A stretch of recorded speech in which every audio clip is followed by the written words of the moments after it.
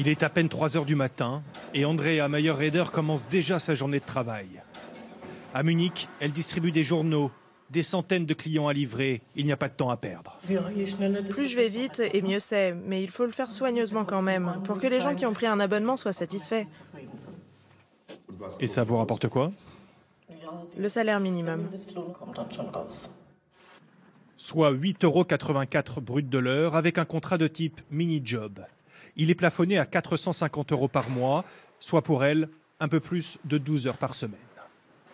On compte en Allemagne 2 500 000 mini-jobs. Il s'agit souvent, comme pour Andrea, d'un complément de salaire. Je dois gagner de l'argent car mon travail principal ne suffit pas. C'est un mi-temps dans un cabinet médical. Et là-bas, je ne gagne pas assez. Car à la fin de sa tournée, à 5 heures du matin, sa journée est loin d'être terminée. Elle s'autorise une pause avant d'enchaîner sur son deuxième travail, assistante dans ce cabinet médical. Ce n'est pas du tout sa formation. Il y a peu, elle était en CDI, chef de rayon dans un supermarché, mais elle a dû mettre fin à son contrat. Je suis tombée malade. Et plus un seul employeur n'a voulu prendre le risque de m'embaucher. Elle n'a pu trouver que ses contrats précaires. À midi, elle doit avaler un sandwich sur le chemin de son 3e travail. Encore un mini-job, 2 jours par semaine dans ce magasin de fruits et légumes. J'ai un coup de fatigue. Je suis là depuis une demi-heure, mais il me reste encore 5 heures. Ça va être une longue et dure journée.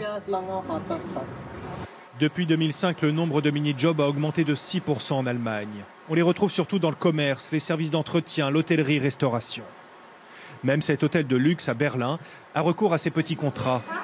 Pour le directeur, les avantages sont nombreux. D'abord, des charges patronales réduites, 28% du salaire contre 40% sur un contrat classique.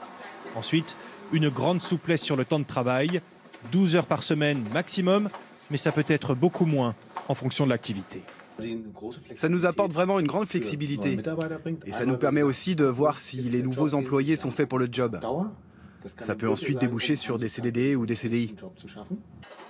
Les mini-jobs auraient fluidifié et dynamisé l'emploi en Allemagne. Mais est-ce vraiment cette flexibilité accrue qui a permis de relancer l'activité, de faire baisser le chômage? Non, réponse spécialiste du marché du travail.